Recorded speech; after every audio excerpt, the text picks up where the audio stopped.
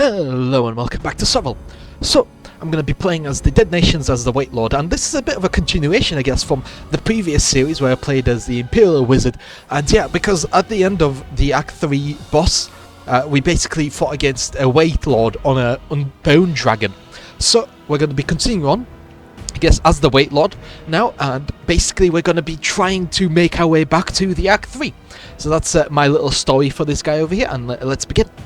Cool, right then, so let's see what we can pick out. I'm going to pick the direwolves because I'm just going to go for money with them. Should I pick direwolves again? I mean, this will be really bad for me if I pick them again. I'll pick the skeleton knights instead because they're slightly sturdier. We'll see how well this goes, won't we? Because the undead lord starts in a really bad unit, and yeah, it's just not good overall.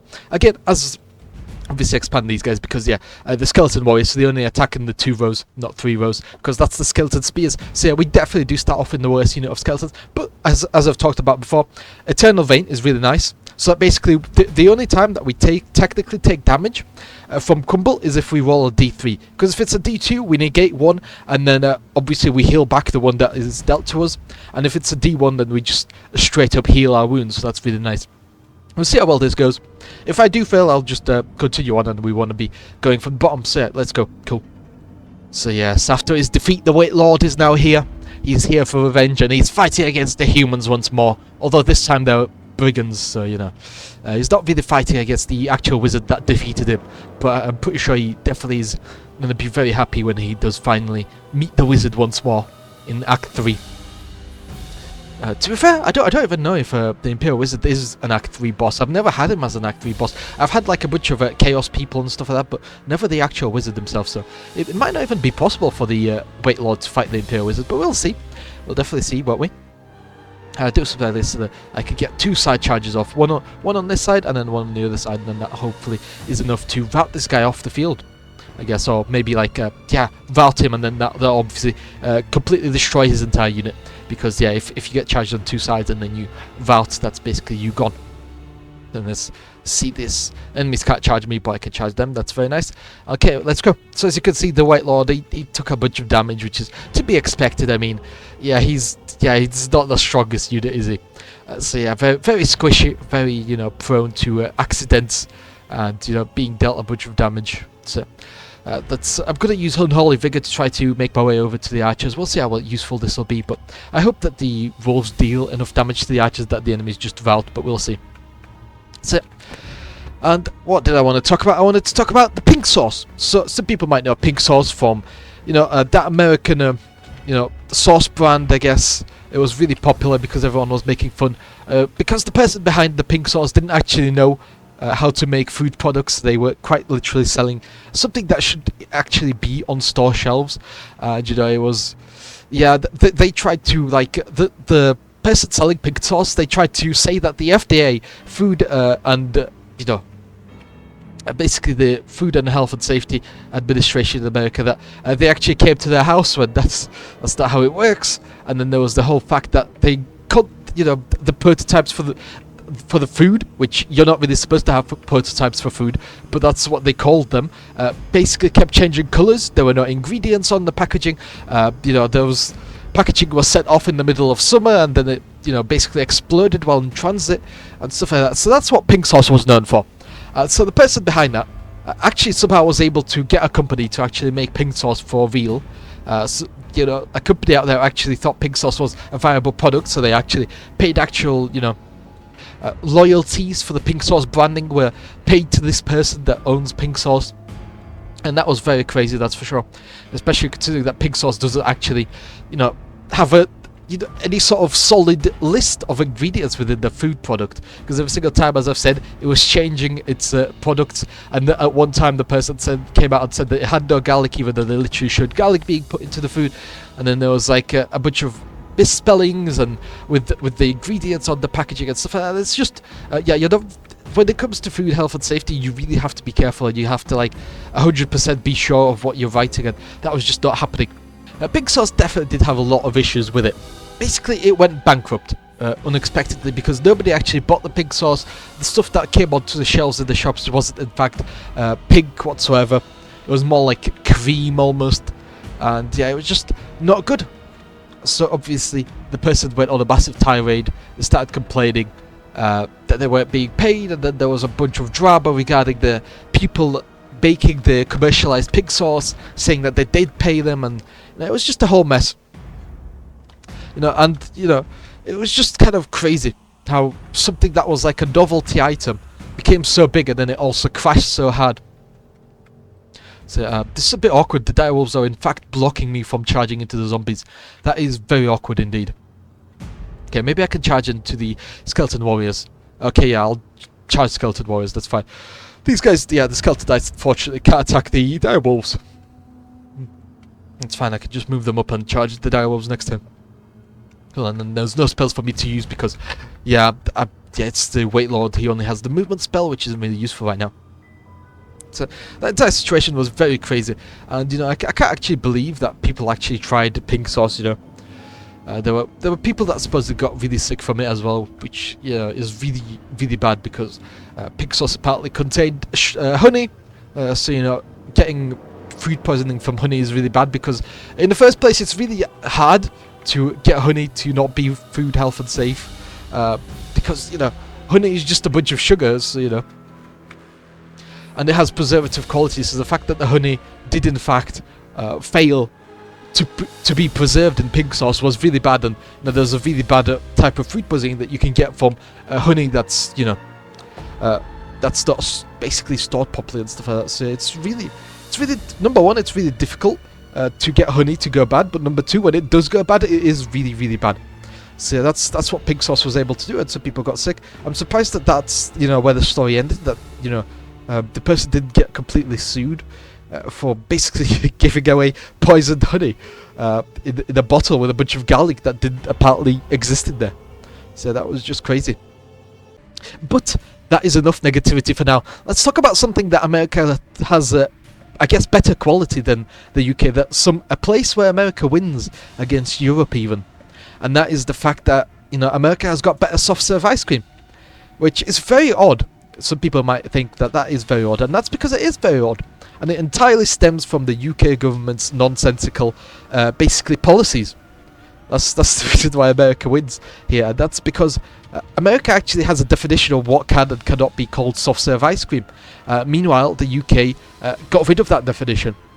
Because the UK was like, we want to encourage more, basically, vegetarian ice creams. So the UK was like, well, obviously, if it has any sort of like animal-based products, so like milk or cream, which obviously comes from cows and stuff like that, and basically milk, but it's a different, yeah.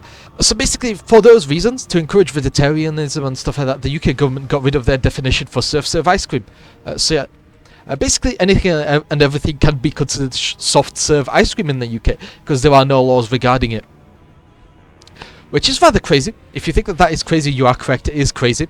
And that basically means that a bunch of the UK ice creams are in fact just water with some palm oil in it, and some air bubbles, and that's what we call soft serve ice cream in the UK, because there are no policies regarding what can and cannot be soft serve in the UK.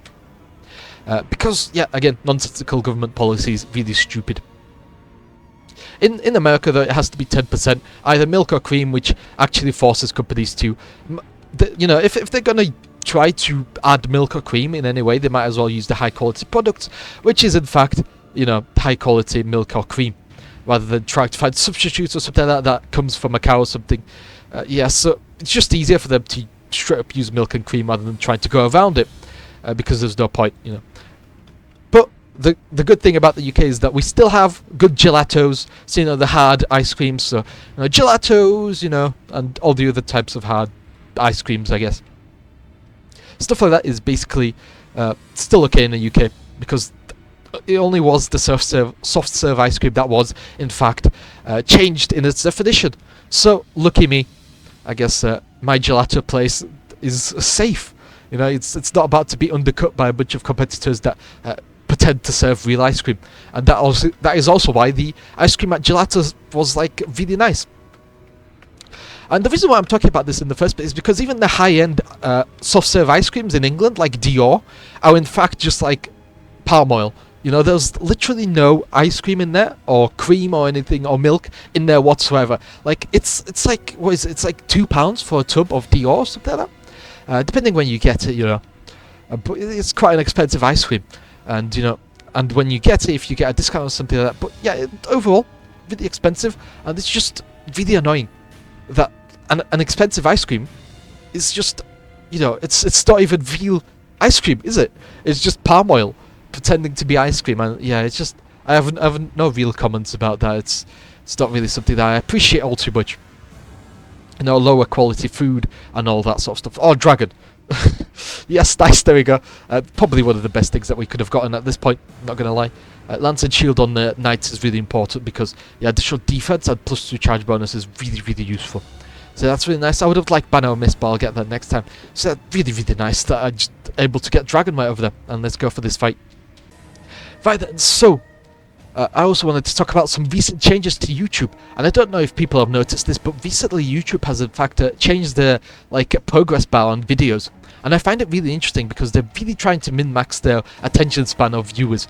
Because I'm not gonna lie, this newest change is quite literally changing the progress bar towards wherever you're watching to light pink, and it's really interesting how YouTube is doing this. I'm not gonna lie, it's the entire concept is really cool. I guess trying to keep your attention by showing the bar in a different color. It's yeah, quite literally the definition of min-maxing the attention spans of people on YouTube.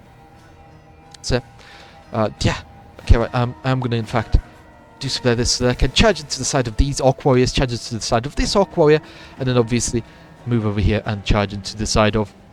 No, I can't do that. I can't charge into the side of the chariot. Okay, that's fine. I'm just going to move away because it's better for me not to be charged by the chariot than for me to charge the chariot. Because as you know, the chariots get additional attacks and additional power whenever they charge. So always want to avoid that. I'm not a big fan of just letting a chariot get a free charge on me. That is for sure. So I do something like this. Ooh, okay. So that's unfortunate. This guy is going to get fully charged by the Orc Warriors, and it's not going to go well for him. Yeah, there go the direwolves. Okay. So, maybe not my smartest plan, that's for sure. Having the direwolves be absolutely demolished over here, but I'll be sure I'll deal with it one time. Anyway, I'll find a way to deal with it. I'll actually move this guy up because, worst case scenario, we charge into the front of these Orc Warriors because the Wight Lord gets rid of the chariot, and then we charge it to the back of the Orc Warriors with the Wight Lord, and this unit charges into the front, which would mean that they vault and then they get destroyed.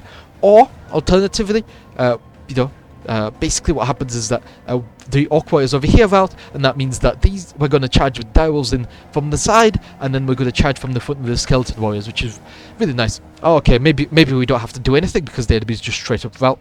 That's also a possibility.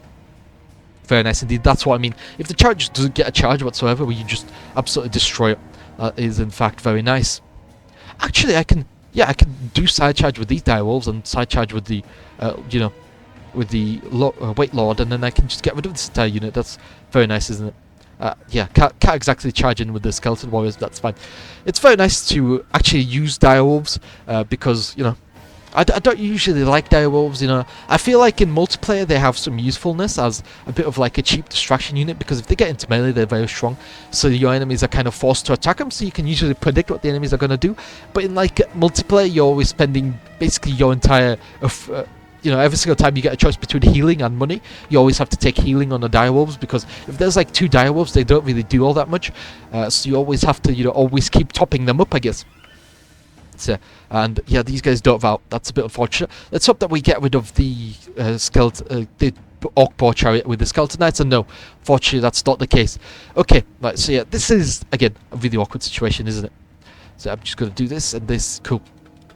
I really hope that the Skeleton Knights can deal with the Boar Chariot, because, yeah, I just don't really want the Boar Chariot to extend this battle any longer than it needs to be, because really the enemy should be routing right about now, because this unit is almost looking left, and the Orc Boar Chariot is, it's only like 3 wounds or something on the Orc Boar Chariot, so, yeah, oh wow, that's that's what I mean. If the enemies ever face the direwolves, they just get decimated, and that's really unfortunate. Graphics. Apart from YouTube changing its graphics, I guess, there's nothing really interesting to talk about. There's obviously the adverts and stuff like that, but I already talked about that earlier on in my other videos, so I'm not going to rehash those points.